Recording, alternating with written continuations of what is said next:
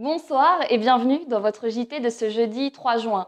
Au sommaire ce soir, interview bilan avec le haut-commissaire Laurent Prévost avant son départ de Calédonie, focus sur la campagne de recrutement des sapeurs-pompiers de Nouméa et reportage sur la fête prévue par le CTOS à l'occasion des 10 ans de NC 2011. Après 2 ans en Nouvelle-Calédonie, Laurent Prévost quittera le Haut-Commissariat en juillet prochain. Quel bilan dresse le successeur de Thierry Lataste? Comment a-t-il vécu l'organisation du deuxième référendum ou encore la crise liée à l'usine du Sud? Et surtout, quel conseil pour son successeur? Beryl Ziegler a fait le point avec Laurent Prévost. Si vous aviez un conseil à donner à votre successeur pour ce qui est de la préparation du troisième référendum qui va donc avoir lieu le 12 décembre, quel serait-il? D'abord, il va devoir prendre ça dès sa sortie de septaine en fin de semaine prochaine, avec des échéances juridiques et politiques qui arrivent tout de suite. Hein, c'est pas une affaire de fin d'année. La fin d'année, c'est le jour du vote, mais en fait, les opérations démarrent dès ces jours-ci. Donc, il faut évidemment qu'ils prennent ça en compte et qu'ils rentrent dans cette problématique de l'organisation du scrutin, en regardant aussi ce qui s'est passé en octobre dernier, comment anticiper les rassemblements, permettre à l'ensemble des Calédoniens de voter en sérénité. Et puis, si j'avais un conseil à lui donner, mais c'est quelqu'un d'expérience et qui connaît aussi bien l'outre-mer et les problématiques ultramarines, c'est de surtout arriver à sortir de son bureau du Haut-Commissariat, où il va être aspiré comme je l'ai été, et d'aller au contact du maximum des communes et des habitants du Caillou, parce que c'est là qu'on a aussi des moments de vérité, de rencontre, de partage qui nous sortent de la vie, j'allais dire, quotidienne des institutions et qui parfois déforment un petit peu par rapport aussi au ressenti de nos concitoyens. Votre successeur aura également à gérer un référendum de projet, d'après ce qu'on a compris. Il s'agira soit de valider une constitution pour un pays indépendant, soit un nouveau statut pour un territoire français. Est-ce que c'est quelque chose à quoi vous attendiez?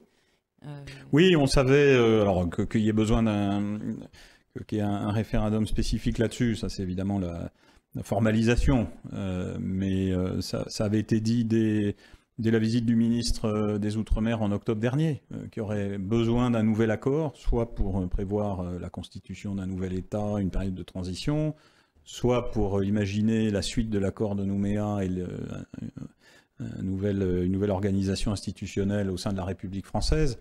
Donc les choses étaient déjà dites, hein, si on veut bien regarder un petit peu en arrière et prendre un tout petit peu de recul. Je crois que c'est bien que ça a été formalisé, parce que ça donne une perspective qui n'est pas simplement le couperet du troisième référendum, qui est déjà de se projeter dans la construction de la suite, quelle que soit la réponse précisément qui sera donnée fin décembre.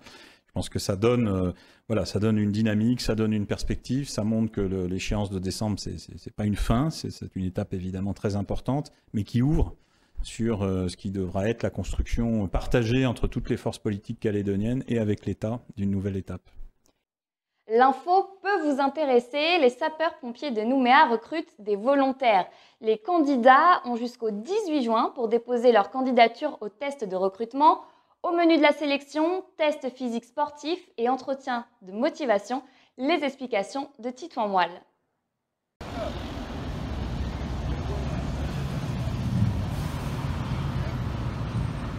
La deuxième et dernière session de recrutement des pompiers volontaires de la ville de Nouméa a débuté aujourd'hui.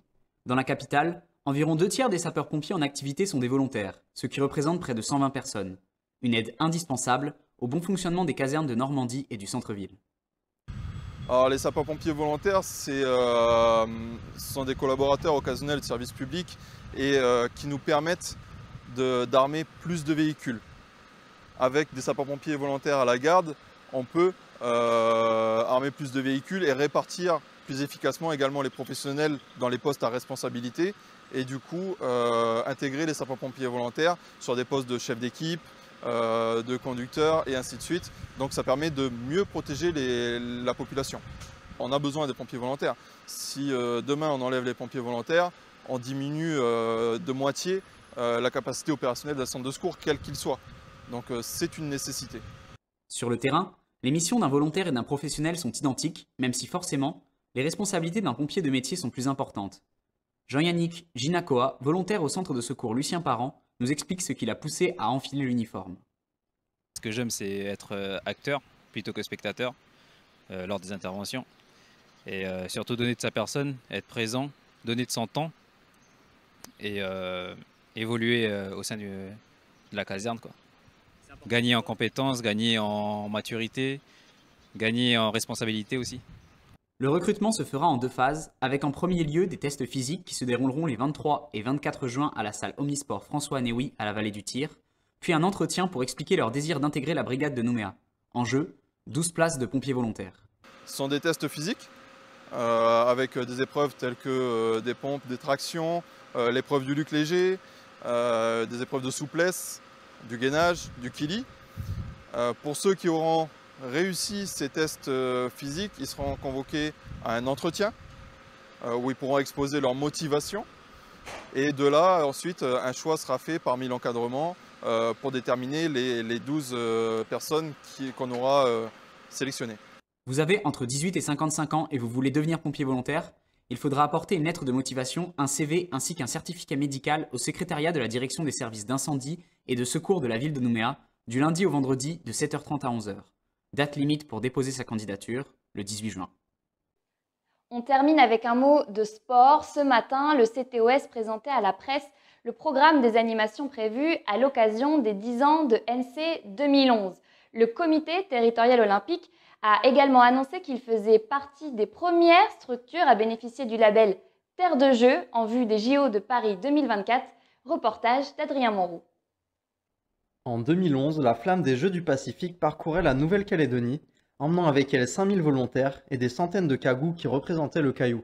10 ans plus tard, l'ambition est de refaire vivre ces émotions à l'occasion du lancement d'une série d'événements sportifs du 28 août au 11 septembre.